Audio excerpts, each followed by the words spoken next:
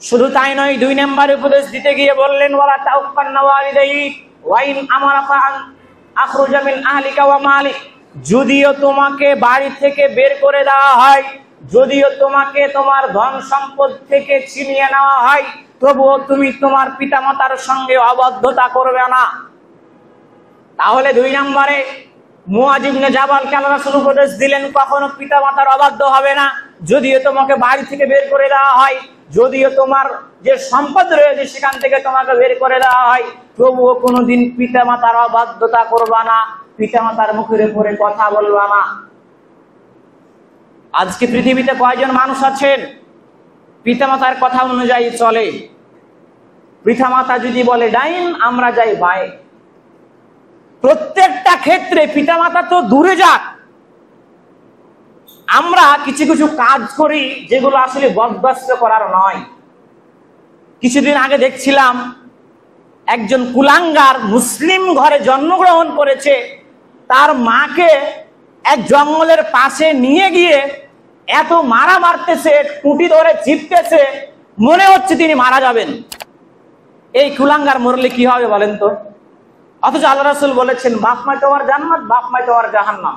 তোমাকে জান্নাতে জাহান্নামে নিয়ে যাওয়ার জন্য তোমার বাপ মাই যথেষ্ট। আর এভাবে মাদেরকে কষ্ট দিচ্ছেন, পিতাদেরকে কষ্ট দিচ্ছেন, বাপ মার অবাধ্যতা করতেছেন, তাহলে তো জাহান্নাম হবেই। সারা জীবন লেখাপড়া করে কি হবে? এই যে আমাদের মাদানী উস্তাদ বলেন দিন রাত পড়তেছি, কিন্তু পড়ার পরে আমি আমার জীবনে পিতামাতারই সেবা করতে পারছি না, উস্তাদদের সেবা করতে পারছি না, মানুষের একটা ভালো কাজ করতে পারছি না। আরে ভাই, আপনার পড়ে কি হবে? কবরে গিয়ে তো আপনাকে পড়ালেখা সম্পর্কে জিজ্ঞাসা করা হবে না, জিজ্ঞাসা করা হবে তোমার আমল সম্পর্কে, তোমার ভালো কাজ সম্পর্কে, তোমার দ্বারা মানুষ একটা হেদায়েত হয়েছে কিনা, তোমার দ্বারা মানুষ উপকৃত হয়েছে কিনা, তোমার দ্বারাতে মানুষ কোনো কষ্ট পেয়েছে কিনা, এগুলো সব কিছু তোমার সম্পর্কে জিজ্ঞাসা করা হবে। আমল আখলাক সম্পর্কে তোমাকে জিজ্ঞাসা করা হবে না তুমি নাও পড়েছো কিনা, তোমাকে জিজ্ঞাসা করা হবে না তুমি সব পড়েছো কিনা, তোমাকে জিজ্ঞাসা করা হবে তুমি পিতামাতার সঙ্গে ভালো ব্যবহার করেছো কিনা, আল্লাহর ইবাদত করেছো কিনা, আল্লাহর যে দেওয়া বিধিবিধান সেগুলো পালন করেছো কিনা। তো 2 নম্বর উপদেশ ছিল ওয়ালা তাউক্কান্না ওয়ালিদাইক, পিতামাতার অবাধ্যতা করবে না। 3 নম্বরে বললেন যে কখনো সালাত ছেড়ে দিবা না। এরপরে রাসূল সাল্লাল্লাহু আলাইহি ওয়াসাল্লাম যখন তাকে সালাত ছেড়ে দিতে নিষেধ করলেন তখন বললেন যে মান তারাকাস সালাতা মাকতুবাতান মুতাআম্মিদান ফাকাদ বারিয়াত মিন জিম্মাতুল্লাহ। যে ব্যক্তি ইচ্ছাকৃতভাবে সালাত ছেড়ে দেয় তার উপর থেকে দ্বীনের দায়িত্ব উঠে যায়। যখন একজন ব্যক্তির উপর থেকে দ্বীনের দায়িত্ব উঠে যায় তখন আল্লাহর যে দায়িত্ব তার উপরে ছিল তখন তার দায়িত্ব তার উপর থেকে উঠে যায়। আল্লাহর দায়িত্ব যখন উঠে যায় তখন দুনিয়ার যে দায়িত্ব সব দায়িত্ব তার উপর থেকে উঠে যায়। দুনিয়ার যখন দায়িত্ব উঠে যায় তখন রাসূলের যে একটা দায়িত্ব ছিল সে দায়িত্ব তার উপর থেকে উঠে যায়। আর যার উপর থেকে এই সব ধরনের দায়িত্ব উঠে যাবে তার উপর থেকে ইসলামটা উঠে যাবে, তার মানে সে আর মুসলিম নয়।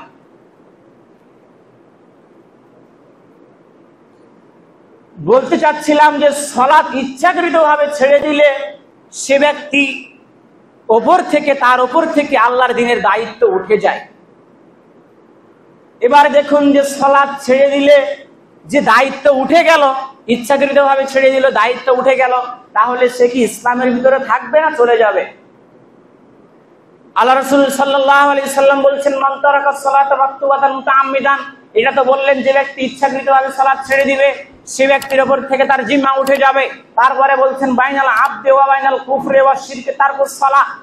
একজন ব্যক্তি, একজন মুমিন ব্যক্তি, একজন কাফের, একজন মুশরিকের ভিতরে পার্থক্য হচ্ছে সালাত।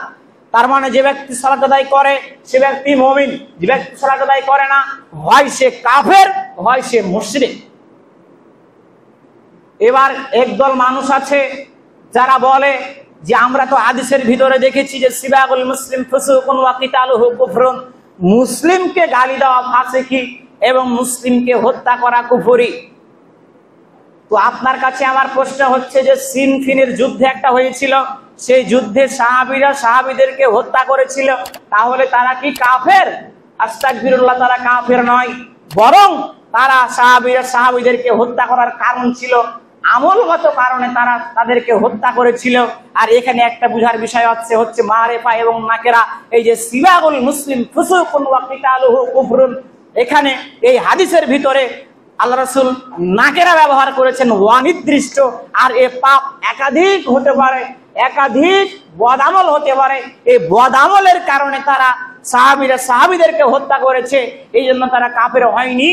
কিন্তু এখানে আল্লাহ রাসূল উল্লেখ করেছেন বাইনাল আবদি ওয়া বাইনাল কুফরি ওয়া শিরকি তারকুস সালাহ। একজন মুমিন ব্যক্তি, একজন কাফের এবং একজন মুশরিকের ভিতরে পার্থক্য হচ্ছে সালাত।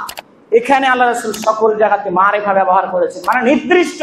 শুধু সালাতের ক্ষেত্রেই, সালাত ছেড়ে দিলে সে কাফের নতুবা সে মুশরিক। শুধু কি তাই? আল্লাহ রাসূল আরো বলছেন আল আহাদুল্লাযী বাইনানা ওয়া বাইনাহুমুস সালাহ, তাদের মাঝে আর আমাদের মধ্যে পার্থক্য হচ্ছে সালাত। মান তারাকাস সালাতা, যে ব্যক্তি সালাতকে ছেড়ে দিবে, অর্থাৎ আমাদের মাঝে মানে আমি রাসূলের মাঝে, আমাদের উম্মতের মাঝে এবং তাদের মাঝে, অর্থাৎ যারা সালাত ছেড়ে দেয় তাদের ভিতরে পার্থক্য হচ্ছে সালাত। অর্থাৎ যে ব্যক্তি সালাত ছেড়ে দিবে সে ব্যক্তি হয় কাফের হয়ে যাবে, হয়তোবা সে মুশরিক হয়ে যাবে। এরপরে দেখুন, এখন জিজ্ঞাসা করবেন এইটা তো হাদিসের দলিল গেল, তো সাহাবীদের কিছু দলিল দেন। সাহাবীদের দলিল উমর ইবনে খাত্তাবকে সবার তো চিনা আছে, যেহেতু মাদ্রাসার ছাত্র, বাইরের লোক খুব একটা নাই। উমর ইবনে খাত্তাব, তার ব্যাপারে রাসূল বলছেন যে আমার পরে যদি কেউ নবী হতো তো আল্লাহ উমর ইবনে খাত্তাবকে নবী বানিয়ে দিত। সেই উমর ইবনে খাত্তাব একদিন ফজরের সালাত আদায় করতেছেন। ফজরের সালাত আদায় করতে করতে একজন খাতো